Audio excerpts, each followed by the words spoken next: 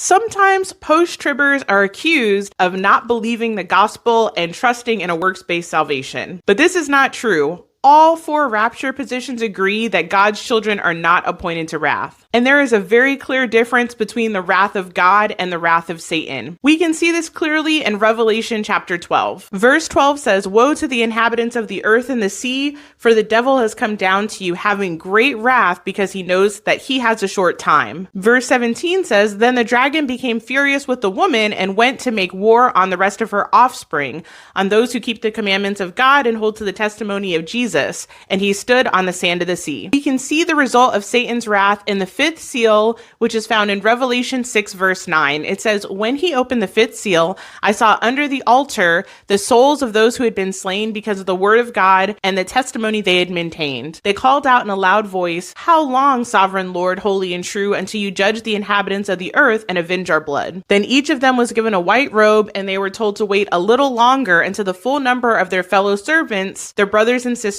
were killed just as they had been." So the fifth seal is an example of how Satan's wrath comes in the form of persecution and tribulation to the church. And the church knows that it's not God that's pouring out his wrath on them. That's why they're asking for God to avenge their blood.